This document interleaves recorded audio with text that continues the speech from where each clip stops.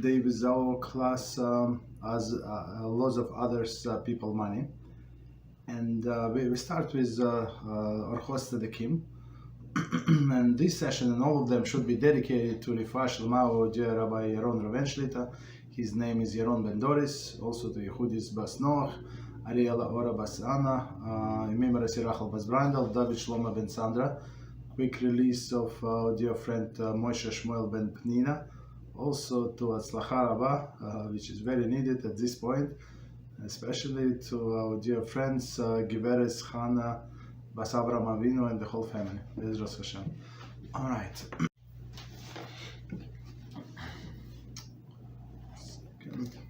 So we continue today with Halachos of others people money.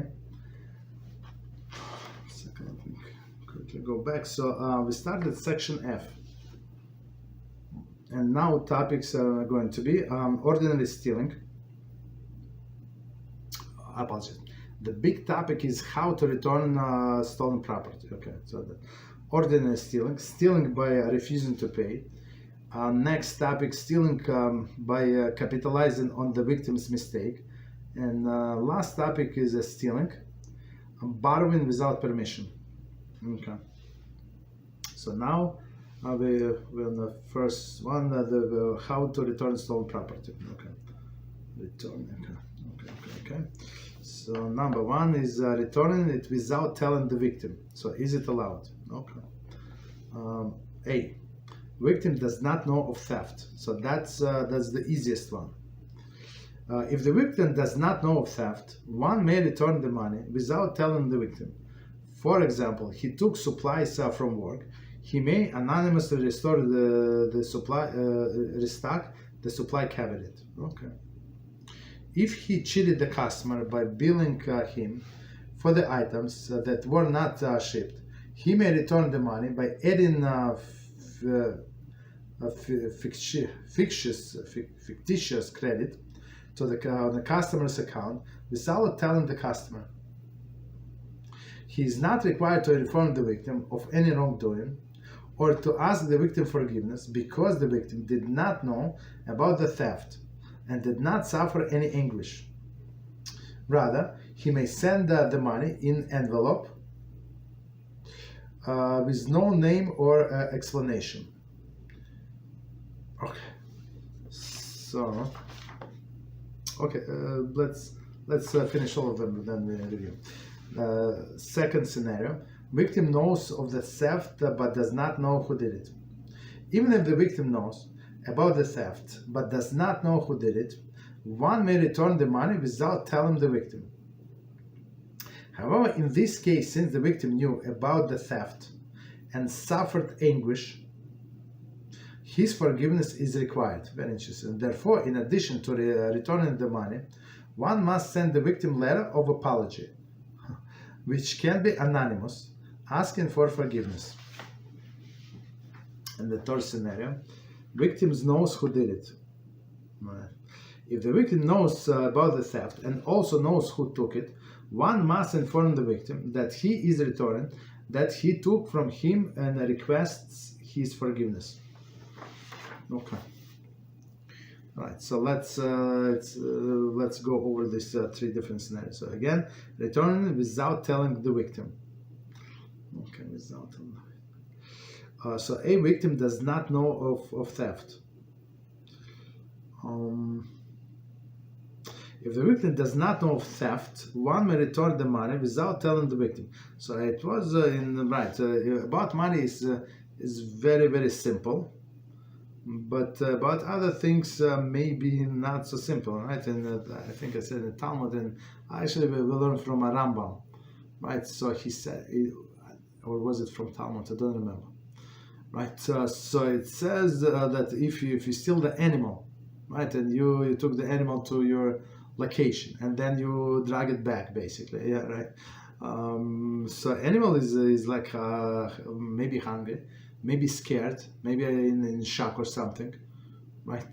So meaning a person has to let know the people in charge, so they would take care of this animal. Like see, maybe it needs extra water, maybe like to see that it actually like in normal conditions. So right, animals also have a mental breakdown or something, right? So they have to let them know. But here is easy case, I mean relatively easy. So a person took money from somebody, right, without telling the victim, and he wants to, like, and the victim does not know, like the example he gives supplies from work.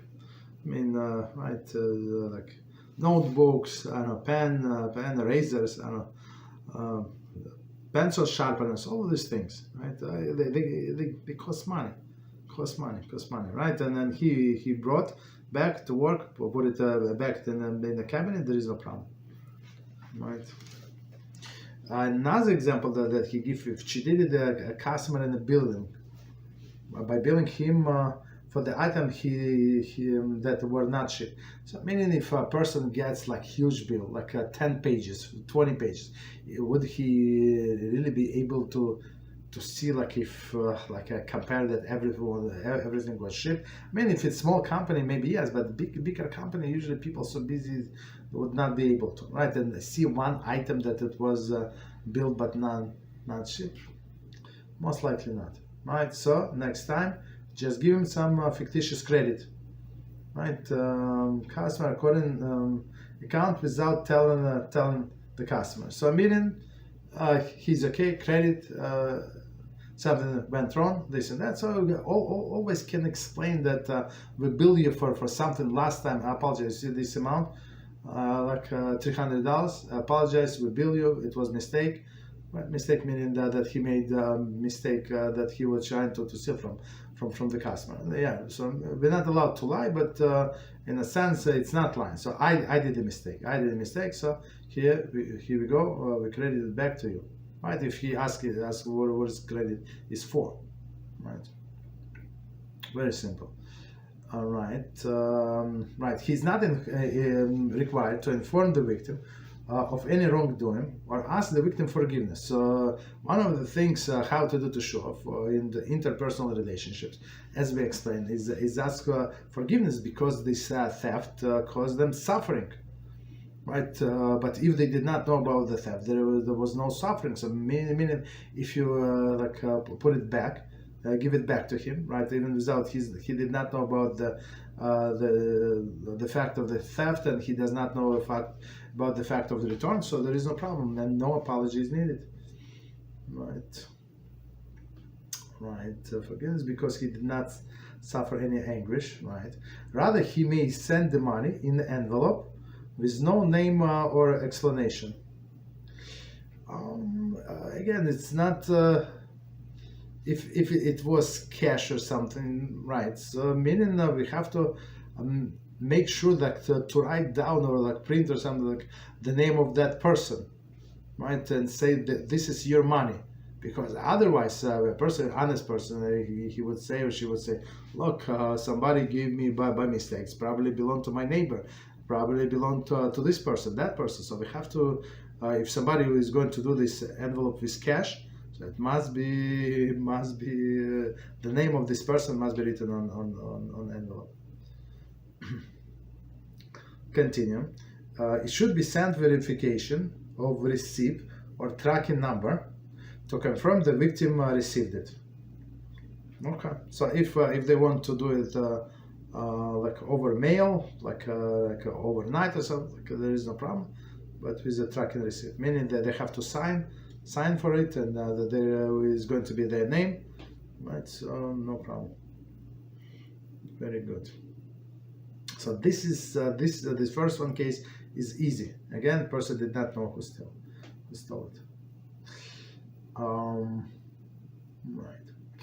But as we said, so person must be like made understood that it's his money or her money. So it's not like it was a mistake, it's like sent to you by mistake. No, it's your money. Okay. So next scenario B. Victim knows theft but does not know who did it. So in this case, yeah, it was anguish, right? Even the victim knows about the theft but does not know who did it, one may return the money without telling the victim. Right? So, right, because why? because you want to do a mitzvah, right? Return something that is stolen. And if we're going to tell them who stole it, maybe not most likely this person who suffered the loss would hate this perpetrator, which is not good, right? It's like in a sense, we put a stumbling block in front of the blind. I mean, is it possible? Not. It is possible, but most of the people are not on that level, right? And plus, it's easier, like in theory, to say. But if it would be about us, maybe we also hold a grudge, at least to some extent, that against that person, even though it is forbidden. You understand? So, right. Just because it's mitzvah does not mean that it is easy mitzvah. Not to hold grudge to somebody, like against somebody who wronged us. That's what we must do, but right, it's easier said than done. Okay. So again, right, he knows that it was stolen, does not know who did it, so we may return without telling the victim. Right.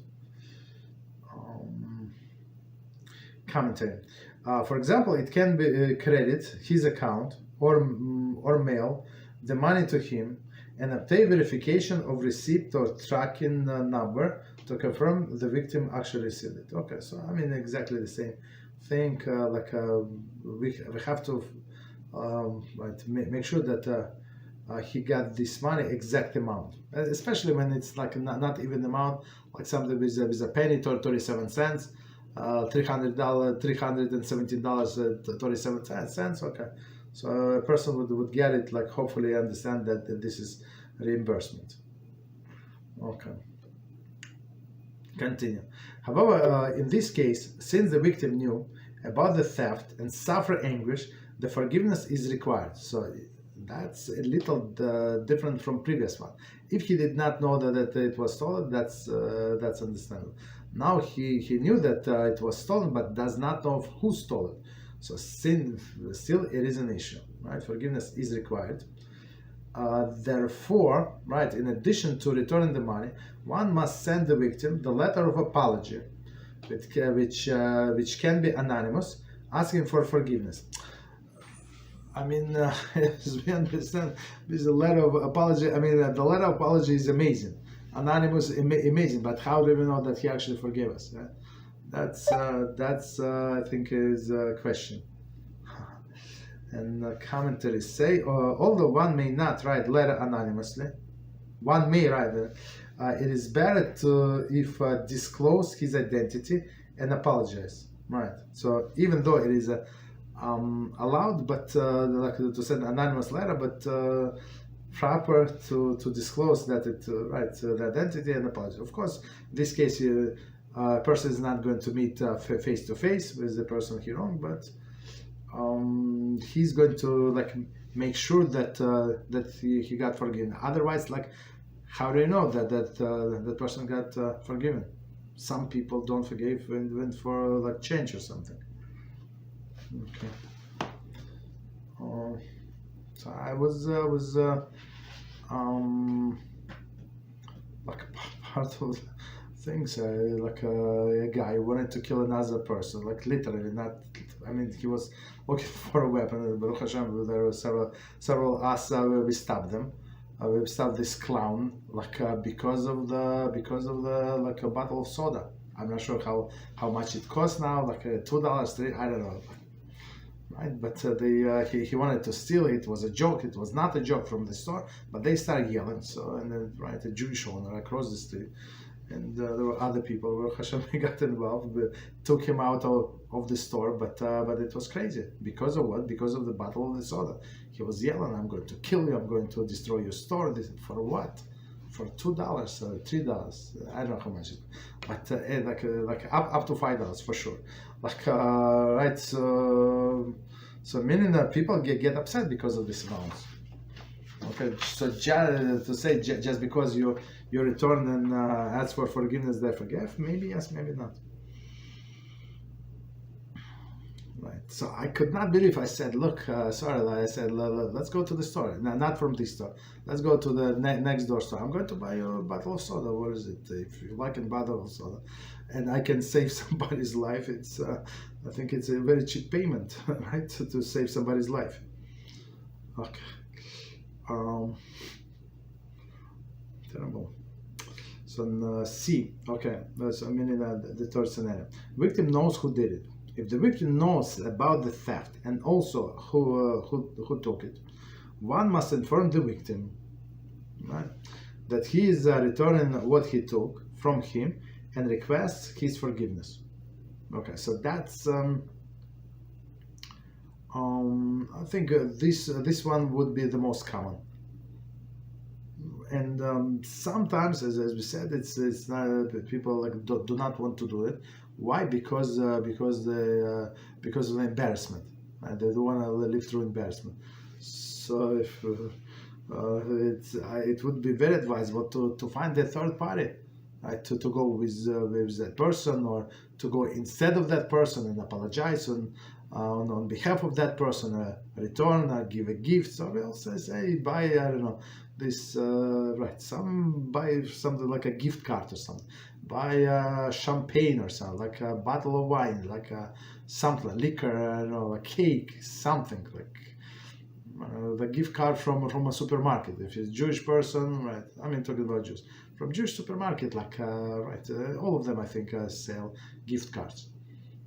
That's it, right, or something, right, from kids store, maybe let him buy like clothes for kids, or from Amazon, like some major like corporation, so they can use it, right? So most of the people would forgive. Most of the people would forgive. Okay, so I think unless people, as this person, he was truly ready to kill another person because of the bottle of soda. Okay.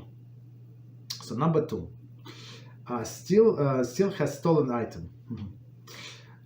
If one has a stolen item in his possession, he must return that item itself. However, if the item was lost or stolen, or no longer in original form, he must compensate the victim by paying for it. If the victim is willing to accept money instead of the item, he is not required to return the stolen item.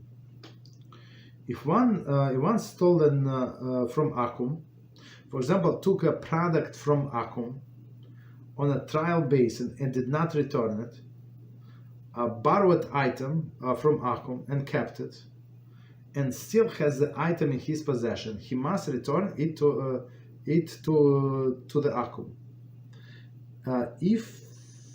If he sold it or consumed the item, he must pay the Akum. Let me see how long is it. Okay, so let's go through a few more cases. So number 3, when he was a minor, a man is not responsible to pay for anything he stole before he reached the age of 13. A woman is not responsible for anything she took before she was 12. It's some kind of discrimination, right? About men he stole, a woman took. Very interesting. However, if the stolen item is still in his possession, it must be returned. Okay, so next one. Number 4, stole from his parents. If a person stole from his parents when he was 13 years old or older, and now wishes to do teshuvah, he must either repay his parents or inform them of what he stole and ask them to explicitly absolve him of payment. Right. He may not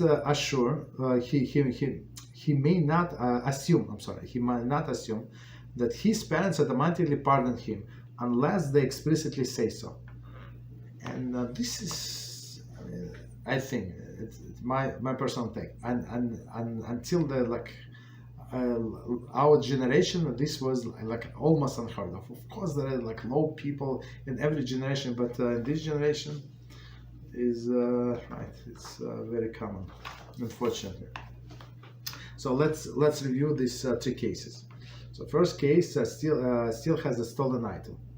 If one still has a stolen item in his possession, he must return the item itself, right? And if the item is damaged, right? For example, I'm just saying, he has to pay the difference, how much that item cost on a day of the theft. So we don't go by today's market, but on a day of the theft. Okay. So if he has this item, for example, I don't know, I'm just maybe like bicycle, and this bicycle was I'm just making that story, but was like 10 years later, this like a rare bicycle. They need only 200 of them, experimental ones. So now like it's like antique or something. You can sell it for much more. So he cannot give money as it was back then. I mean, he actually can, but should not. He has to pay the whole. If he has the bicycle, he has to pay. He has to return the bicycle. Right? It's only if this item is no longer in existence, right, in his possession or in existence, or as he says, no longer in original form. So the classic example that Talmud uses, Rambam of course takes it from a Talmud. So he stole the boards, right, and he made the chair or the table. So yeah, you can see that the chair was made of from these boards, like from pieces of wood, but it's not exactly that. So it's not the original one, right? So meaning that he has a chair, so he can keep this chair, but return him money for those boards, right? So meaning that, right. So in this case, he pays for money, or right. Or it's depreciated a lot. So technically, this guy can say, yeah, give it back to me and pay me the difference, and he wants to restore it, for example. There's no problem. So a thief has to give it back, the item, and pay the difference. Right? Or if this guy wants to keep it and won't just return the money. If the victim agrees, there is no problem. Right? No problem. But he cannot pay more. That's the thing, and this is the thing that bothers some people. And I know there is some people that I personally know for many years, and every time we come up to the subject, and person get like a mental block, and he give me exactly the same example. And I said, oh, look, it happened to me maybe 5 or 6 or 7 times with exactly the same person. Like two different people, but one person like constantly, like maybe once a year, maybe like once in 2 years for many years. So we come up. He said, let's say. So I borrow from you. I said, I always say, don't make example between me and you about other people. Shimon and Ru. Okay, Shimon and Ru. So he borrowed from Shimon $1,000, $200. Let's say $200. 20 years ago, right? Did not return. Right? He awarded Shimon, and okay. Right, and now he wants to pay back. So now if he go into like 20 years later, if he's trying to bring him like $200, it's laughable amount, right? So he has to adjust like minimum. What is it? This rate, whatever this adjustment rate, like that they every year, like 3%, 5%, whatever is it. So let them at least pay that much. And we say absolutely not. So he stole $200, even though like today it's like $650 or something. But in buying power, still he has to return $200. How is it fair? This and that. So I always say that Hashem is running the world. He told us very clear how to do this mitzvah, return it. He has to return the item itself. All right. If item is not available, so you can pay with money on a day of the theft. Right? That's it. So you do according to Hashem's Torah, and He's going to bless you. Right? Very interesting. But sometimes it's like in people's mind, it got stuck. One of the few things that I know, personally know, exactly the same people. It's not different people. Different people I understand, but same people. over and over again. Okay, continue. If one stole from Akum is not Jew, but they're very careful with that. For example, took a product from Akum on a trial basis and did not return it. So this, like, we have to run away from this as far as possible, right? From these Akums. From cheating the Akum, don't even stand close to it. As we learn in Halachos Tzadikim, I don't know if you remember, in the very beginning, about this new rabbi, very famous. Unfortunately, I don't remember the name. Who went to Lithuania right before the war. It was I don't remember how many years before the war. A new younger person, and one person came to him and said, "Rabbi, this went to post office, and this post office clerk gave me wrong change, much more than I bought stamps, but he gave me much more. All right, what should I do? Should return and come to him and said, Mr. So I apologize. I bought from you 20 stamps, but I gave you such and such bills. But look, the change you gave me, it's too much, right? And this person did it, and other people came, and this guy, he's great rabbi, and he's great wisdom, right? That's Jewish wisdom. He said this guy is only checking us. Like he's testing us whether we're going to return, because he knows this post office clerk knows that Jews can count. No worse than him. As Jews are very good in math, especially all these religious Jews, Torah students. They know how to count. And he said he's testing you. He's testing you. And right, all of them returned. And when the war came to Lithuania, so these people, they're very vicious. Very vicious. They hate Jews till this day. I mean, there is one person from there, holy tzaddik, who actually help us with our channel, pure soul. I'm not sure if family like that, but he is absolutely pure. But this post office clerk actually help and save a lot of Jews because of this. So he was he came with his own intention, putting stumbling block in front of the blind, but because these Jews went to a rabbi and asked the question. So even though it says clearly in this book, we said in other books, Halachos said if Akum did some mistake, you're not obligated to tell him. You can you did not put him in that circumstance, like you gave me the wrong price, that I bought from this price, from that price. For example, I went to dry cleanings, and the guy said, I don't know, what should I charge? A younger guy, maybe son. He said, last charge they could charge me for this thing, such and such amount. So he said, okay. So could I say less? Of course, but it would be such an embarrassment if why would I say so? I don't bring 10 different items every day. No, from time to time I bring for a dry cleaning, so I know exactly how much his mother or father, I don't know. I think it's family business. Whatever they charge me, I told them exactly. I said we have to be careful. So, and if you don't remember, just keep your mouth shut. Don't write and said I apologize, I don't remember.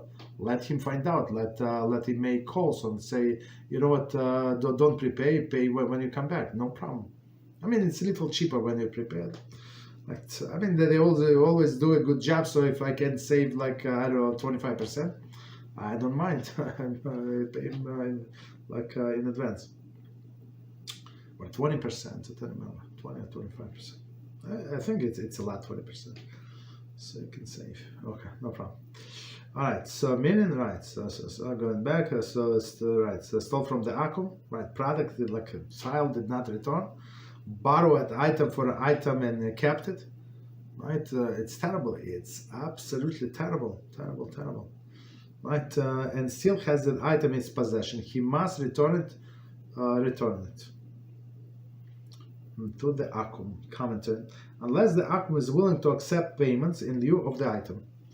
Okay, so right, of course we can, and it's terrible, and to go and we should never be put in such a situation when we actually did it intentionally, right? But if it was unintentionally or right, so it's proper to come and say that it was right unintentional. I apologize many times. I give him compliments or something. So I brought back to you, and it was amazing. Right. So I think, yeah, my family, we did with Jews several times, and non-Jews. Maybe I'm not sure. Jews, non-Jews, right. We calculated something is wrong. So when we went to a parking lot, and somebody in the family said, I think they undercharge us. And we calculated. We call this guy the manager. So I said, can I talk to a manager? Was it that time? I think so. Or it was next time. So we came. So we all calculated home. So we came next time, and we called the manager out and say right privately. I did not figure out. I mean, he saw it, but I asked him later on. There is on the bottom of the receipt there is a name of first name of the cashier who was on charge. I did later on I figured out, but I said, look, sir, we bought something from the store, and I'm willing to pay with one condition. So what's the condition? I said, yeah, if this person would not going to be punished, maybe it was undercut. I don't remember the story. I don't think it was under. Maybe I don't know. Maybe the full card, the full box, unopened. Right, and he agreed, but I think he saw who cashier was. I don't know. But we pay back. So he was amazed because right, so not too many people come back and pay for the whole box of merchandise that they took last time. Okay. So it's big Kiddush Hashem. So we right. So again in the last one, if he sold or consumed, he must pay to the account. So meaning return money or return merchandise, which is preferable if he wants money. For example, this non-Jew does not sell this item any longer. So you're going to bring him back. Now he have to ship to the supplier, this and that. He's going to lose on the restocking fee. Yeah, it's very good that you return it, but basically it's too late. So it's you always ask him what is the best way. If he wants money, you can give him money and keep the item. Right? Whatever works for him. Sometimes the box is open, for example. People like sealed boxes. So next one, stole when he was a minor. A man is not responsible to pay for anything he stole before he reached the age of 13. Right. A woman is not responsible for anything that she took before she was 12.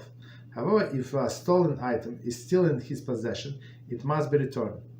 So even though, right, they're not responsible, meaning court here in earth cannot prosecute them, on one hand, but proper to return.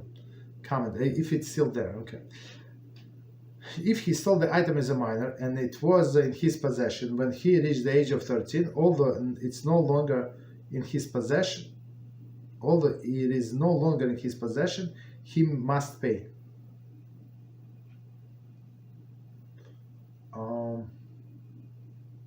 And it was in his possession. Oh, okay. So here's a very interesting insight. So we said if he or she stole while they were minors, and now they're at 13, they don't have this item any longer, they're not obligated to pay. If they have still have the item, they're obligated to return the item. If they stole when they were minors and now it's they become they come to majority, right? And now this item was still in possession, then something happened like 2 years later, then now the guy is 15, he decided to return, and the item is no longer there, so he must pay, because when he was adult, when he became adult at 13, this item was in his possession. Very, very interesting halacha. So many like questions on this topic that I dealt with, or I tried to help. This teenager, like kids, they stole food, right? Meaning that there is that's it. There is no way to return. So basically, we told him there is no obligation, but especially this child was not religious. Now they become very religious, right? Baruch Hashem. So now we go stop him. He wants to return, right? So and it's not such an easy thing. So as we told him, yes, maybe it's the same grocery, but you have to know if it was the same owner. Maybe they sold it 3 times. I mean, do you remember like it was the same like sign? Is the same owner? Maybe it's his son. Maybe it's his uncle. Maybe his nephew now running. The guy is no longer alive or something, right? So it's not so simple, right? And person say, I do not know. Right, so maybe it's a different owner. So unless you go and ask them and do your investigation, and it's the same people, because if he like if he just remember the location and give to different person, he did not correct any wrongdoings. You understand that's how I explain that boy. Right. So if it's that person or his heirs, meaning his sons. Right, so that's one story. But if not, a person has to give it to tzedakah. Okay, tzedakah that other people can benefit. Okay, so let me see how long is it. Oh no, it's very long. Oh, sure. Quickly check that. Okay, so I think we can stop here. Let's stop here. So next time, as I said, fortunately in this generation it's very common, stealing from parents. Okay. So let's do 5 minutes break and we continue with other topics. 5 minutes.